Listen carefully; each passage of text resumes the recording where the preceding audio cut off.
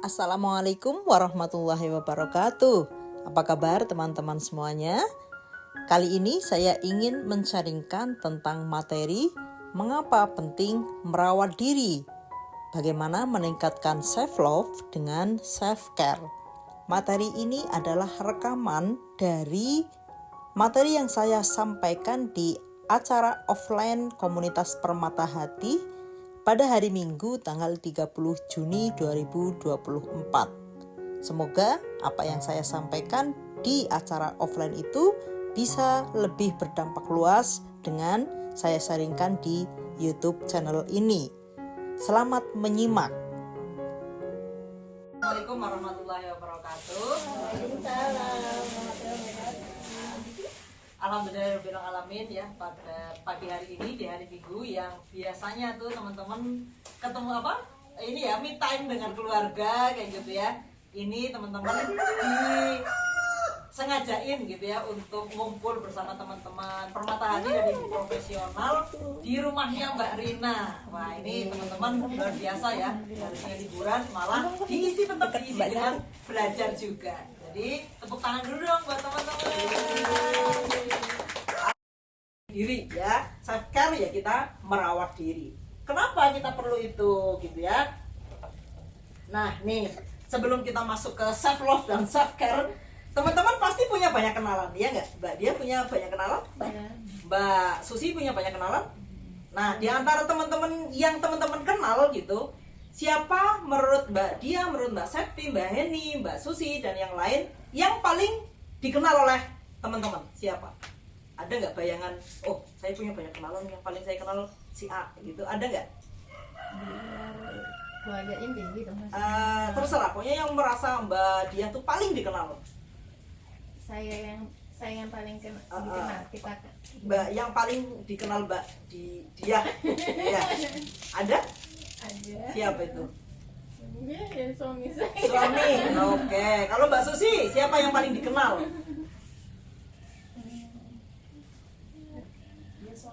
Suami ya. Wah, ini soulmate kamu semuanya ini ya.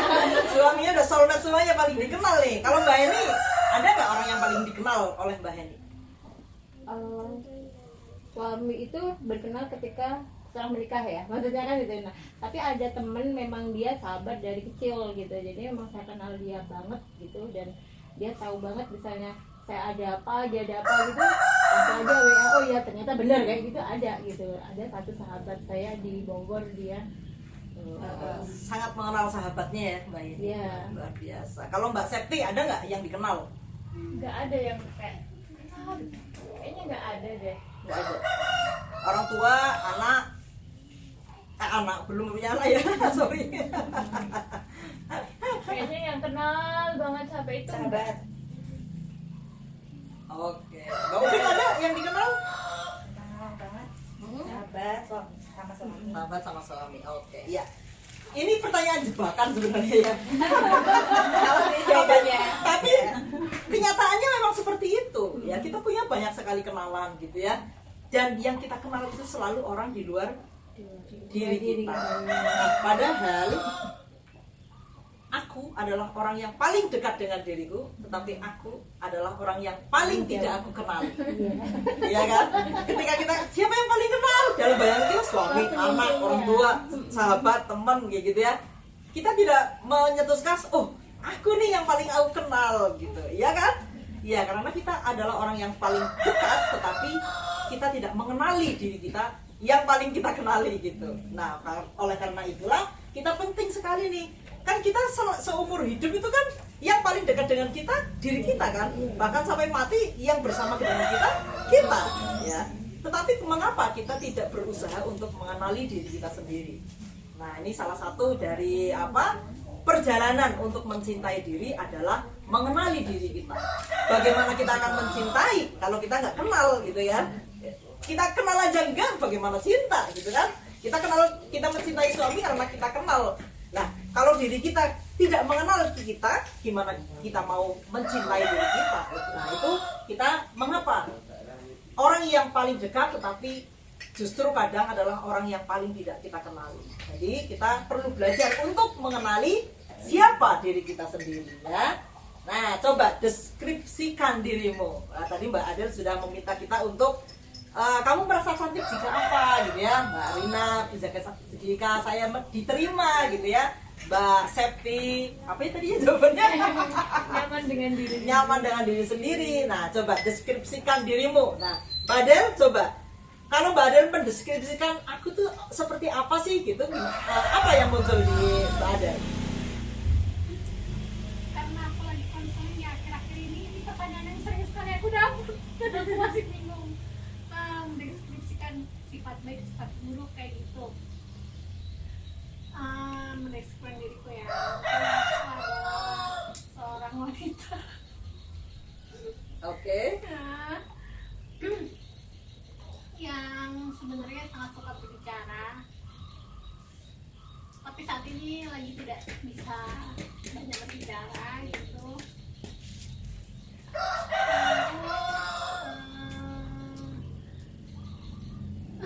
Apa yang dia main jadi? Oke, ya sekarang lagi dalam masa transisi ini ya. Gak apa-apa Mbak Adel, diterima aja. Kalau Mbak Rina gitu, gimana kalau Mbak Rina mendeskripsikan diri Mbak Rina sendiri? Kalau mendeskripsikan diriku sendiri untuk saat ini ya Mbak, saya bisa mungkin kayak mengapresiasi diri sendiri ya, kuat, sabar, terus menerima. Wih, benar-benar kuat sekali ya Mbak Rina ya. Oke, makasih. Halo Mbak Mega nih yang baru datang dari Klaten nih. Halo Mbak. Maaf ya Mbak Mega lagi pegang bayi tapi tak tanya nggak apa-apa ya. Gimana nih Mbak Mega mendeskripsikan Mbak Mega sendiri? Selamat datang Mbak. Mbak Nurul. Oh, Mbak Nurul, ya. Saya sih apa ya Mbak ya?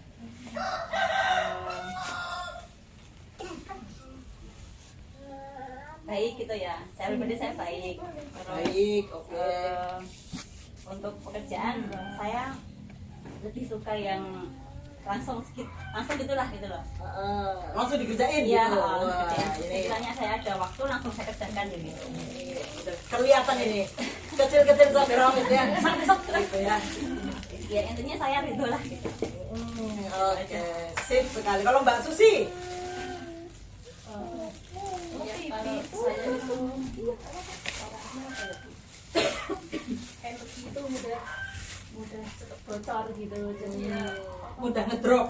mudah ngedrop, suka capek gitu loh Bu. Jadi ya tapi saya itu semangat dan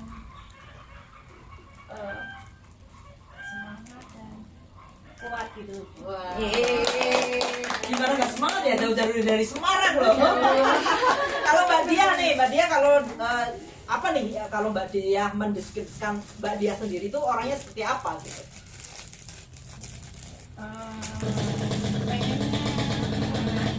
Tapi belum bisa jadi Perfeksionis gitu ya.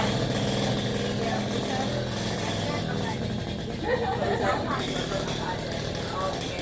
Kalau Mbak Septi, Kalau saya lagi di fase yang lagi nyaman-nyamannya, lagi bisa nerimanya diri gitu loh. Jadi mau kemana aja, mau dibawa apa aja, kalau dia ada kemauan ya jalan gitu. wah ini perjalanannya panjang pasti ini. Kalau Mbak Eni gimana mendeskripsikan diri Mbak Heni? saya itu orangnya sebetulnya cerewet, tapi kadang nggak muncul gitu karena ini tuh menjaga banyak orang gitu Mbak. Oh Jadi kayak gitu. iya. Satu, kedua saya pede, saya cerdas. Saya senang belajar. Saya senang belajar. Ketika ada diskusi apa gitu, misalnya beberapa teman ngobrol, saya bisa nyambung gitu, dan saya jadi itu potensi saya gitu sana. Jadi untuk menganalisa berbagai macam jika gini saya harus ngambil keputusan cepat, saya bisa leadership ada gitu, walaupun kadang itu harus dibangunin dulu gitu. Nah, Udah teruji Mbak. jadi itu sih. Nah, kalau yang belum tahu saya mungkin bilangnya galak gitu kan, galak, cuek, apa maksudnya enggak ya gitulah yang, tapi sebetulnya enggak sih, maksudnya saya kalau kamu mau cerita, kamu mau curhat, saya siap jadi pendengar yang baik seperti itu. Wih, keren. Kalau Mbak siapa yang baru datang, Mbak Ruru? Iya. Kalau Mbak Ruru mendeskripsikan diri Mbak Ruru gimana Mbak? Saya itu senang membantu, tapi kalau yang dibantu agak cuek dan nggak paham apa situasinya, ya kadang-kadang saya milih diem sih. Kalau pas ada kegiatan apa, saya sih senang membantu.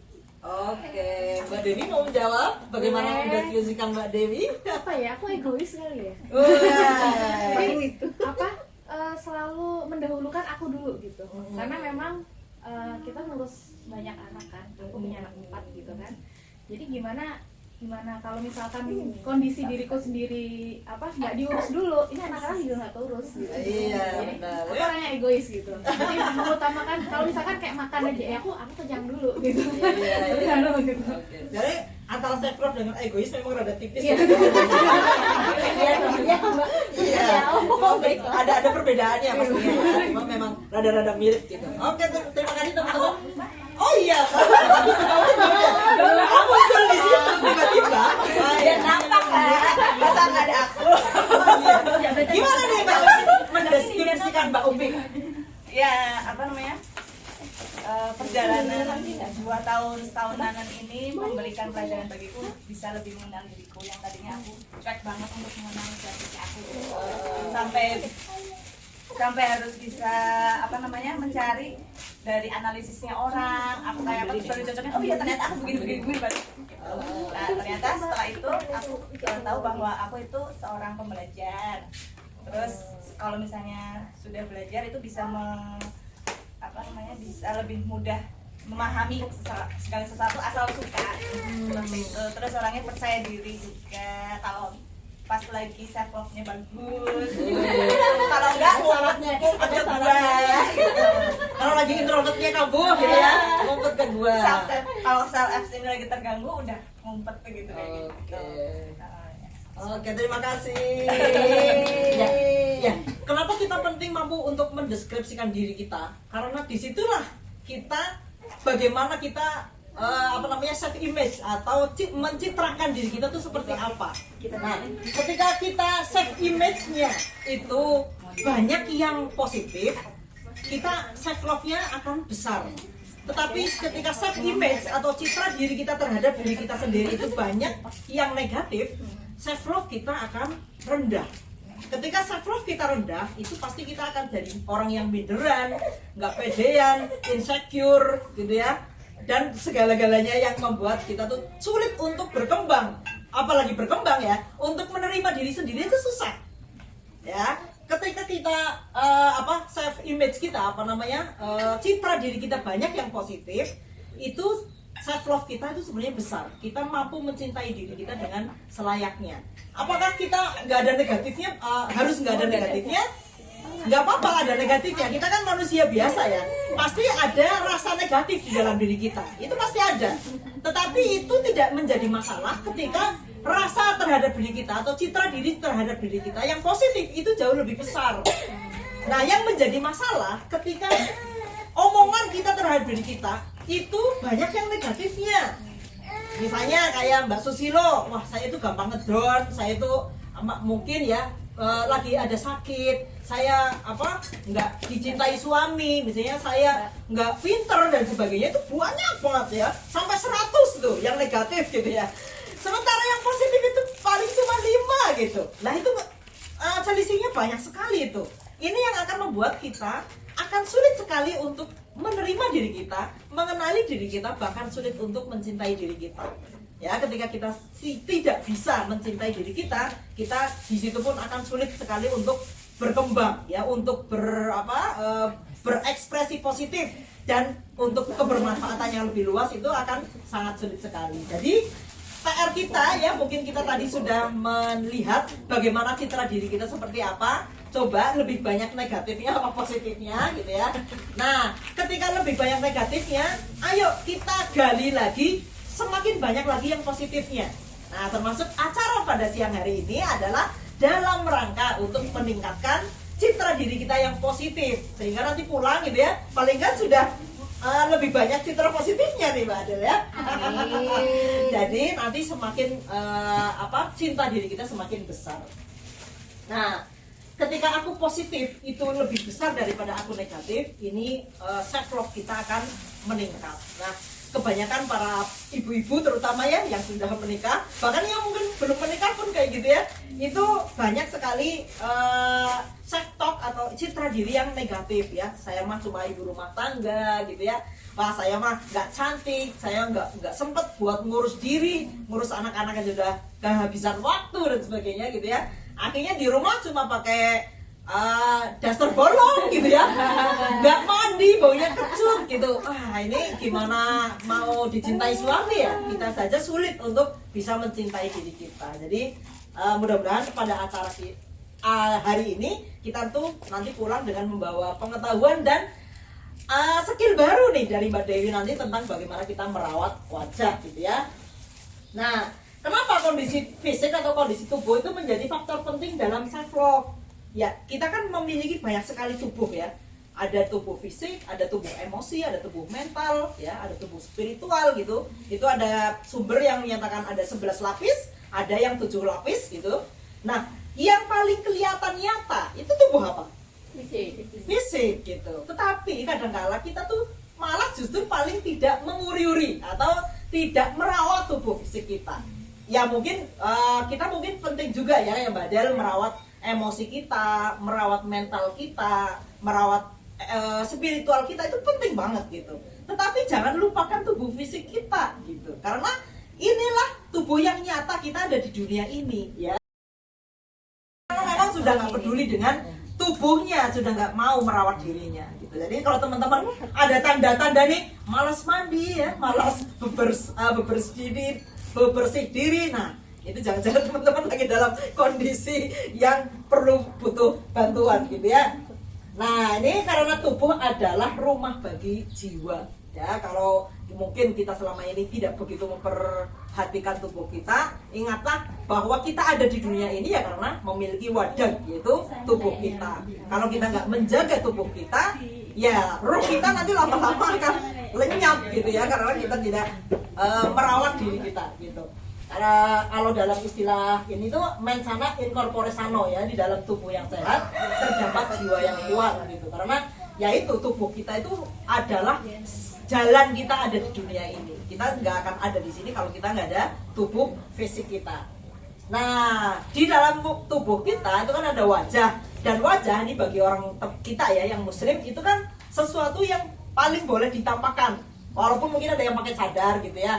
Tetapi kalau untuk yang muslimah umum kan wajah boleh ditampakkan, yang lain mestinya tertutup gitu ya. Ya karena wajah ini representasi dari kita gitu ya. Kita seperti apa itu ya bisa dilihat dari wajah kita gitu ya. Misalnya Mbak Den orangnya sukanya meremut gitu, itu bisa kelihatan gitu. Coba Mbak Den tersenyum. Nah, itu kan kelihatan lebih cantik ya. Ya karena wajah ini memang merepresentasikan diri kita ya. Jadi merawat wajah itu bagian dari self care dan itu akan meningkatkan self love kita.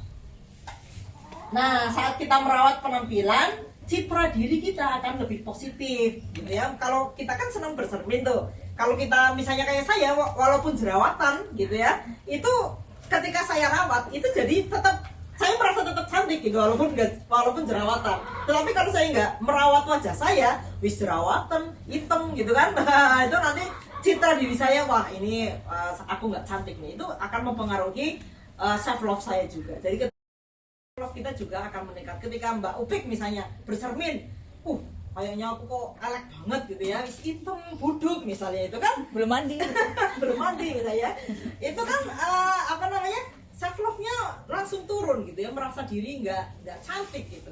Tetapi kalau saya yakin sih Mbak Upik mah seneng merawat diri ya Mbak Upik ya. kalau lagi waras. Kalau lagi waras itu seneng merawat diri, wah ketika bercermin itu self love-nya pun naik karena citra dirinya positif gitu. Wah aku cantik juga nih, nah, gitu kan misalnya itu ketika kita kepercayaan dirinya naik, itu cinta diri kita juga akan naik. Wah kita pentingnya kita tuh coba teman-teman ada yang bawa cermin nggak? Itu belakangnya Mbak Zaki. Oh iya nih, silakan bercermin ya.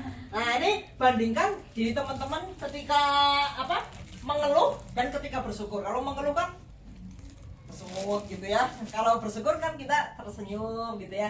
Ketika kita memandang wajah kita di cermin dan kita melihat oh saya alhamdulillah cantik ya, itu kan tersenyum ya. Nah coba teman-teman bandingkan ketika teman-teman tersenyum dan bersengut. Bersengut tuh apa Mbak Zaki? Bersengut itu Oh, tahu semua ya. Siapa tahu butuh translate. ya misalnya tuh cemberut tuh kan seperti ini nih. Nah, teman-teman melihat wajah saya lebih enak yang cemberut apa yang senyum? Senyum. Nah itu wajah kita mempresentasikan diri kita ya. Nah bagaimana kita bisa tersenyum? Ya ketika kita merasa self love kita meningkat gitu. Kalau kita lagi rada apa ngedrop gitu, pasti susah untuk tersenyum ya. Nah, setiap kamu adalah istimewa, maka tersenyumlah. Ayo senyum dulu coba, senyum. Ke kiri dan ke kanan 7 cm gitu ya. Tidak ada yang mau bertanya mungkin. Memang aku merasa lagi butuh di apa ya namanya self love lagi turun ini. Oh, iya. Apa ya? Apakah ada faktor luar gitu yang mempengaruhi penurunan self love itu? Ya ini sempat aku dulu itu sebelum menikah gitu ya. Itu mana-mana pede gitu kan. Terus kemudian ketika langsung tidak berkarir di bidang publik pun aku bisa berkarir di bidang domestik. Karena apa sih sebetulnya yang kita cari di doa Allah misalnya kayak gitu-gitu. Nah, apakah seperti itu juga apa ya memang siklusnya atau bisa nggak sih self love ini kita tetap pertahanin supaya kita tetap pede aja sih dalam kondisi apapun gitu. Kalau misalnya bisa seperti apa? Apakah ada pengkondisian tertentu atau apa gitu sih Mbak? Ya. Langsung dijawab Mbak Del. Langsung aja. Ya. Sebenarnya kondisinya Mbak Heni itu dialami oleh setiap perempuan. Coba tanyakan Mbak Dewi, Mbak Lina, Mbak Del. Saya pun juga yang demikian ya. Kenapa dulu saya ikut ibu profesional ya? Akhirnya mendirikan Permata Hati. Ibu Permata Hati kan cucunya ibu profesional ya. Yes. Saya juga banyak belajar sekali di ibu profesional. Kalau nggak ada ibu profesional dulu saya dari Prokerto ke Jogja. Itu kan belum nggak kenal siapa tuh tahun 2016 tuh. Untungnya ada ibu profesional, saya gabung di profesional waktu itu masih gabung sama Solo, Jogja Solo itu pesertanya membernya masih 22 orang loh ya. Nah tapi dari situlah saya banyak belajar sekali di ibu profesional itu. Oh bagaimana menjadi perempuan itu seperti apa gitu. Jadi intinya sebenarnya karena kita memang kodratnya itu perempuan itu menikah, punya anak, bagi yang punya anak ya, terus merawat anak-anak itu kan prosesnya panjang ya, bahkan seumur hidup kan Mbak Eni. Kalau udah punya anak kan nggak bisa ditinggal gitu ya Mbak Dia ya. Nah itu kadang-kadang kalau kita yang sebelumnya mungkin berkarir, punya penghasilan sendiri, ketika masuk di dalam dunia rumah tangga itu memang kayak memasuki sebuah sangkar gitu ya. Nah dari situlah sebenarnya kita perempuan itu perlu banyak terus belajar itu di situ agar self love-nya nggak turun gitu. Karena itu semua kita tuh lalui sebagai perempuan. Jadi walaupun mungkin bisa faktor dari luar itu mempengaruhi kita ya. Misalnya suami ngomong yang nggak enak gitu misalnya ya, atau mungkin tetangga ngomong, atau mungkin orang tua gimana sih sudah sarjana malah cuma jadi ibu rumah tangga misalnya gitu ya. Omongan-omongan di luar itu sangat mungkin bisa mempengaruhi kita ketika kita belum memiliki tadi itu self image yang benar gitu. Nah bagaimana kita memiliki self image yang benar itu kita yang mempersepsikan sendiri Mbak, apa yang membuat kita itu merasa positif kita sebagai diri kita. Misalnya, wah sebagai ibu rumah tangga itu maknanya apa sih gitu. Kalau kita maknanya kita sendiri itu ya, memaknai wah ibu rumah tangga memang cuma bisa minta doang ke suami, cuma bisa ngurusin hal-hal domestik, nyuci, masak dan sebagainya kayak gitu. Ya akhirnya kita juga menilai diri kita rendah. Cuman ibu rumah tangga, cuman gitu kan. Akhirnya kita seperti itu. Karena kita menganggap bahwa orang yang bekerja di luar, yang memiliki penghasilan dan sebagainya itu menurut kita, dalam persepsi kita, mereka lebih. Berarti yang menjadi kuncinya adalah kita sendiri memaknai peran-peran kita.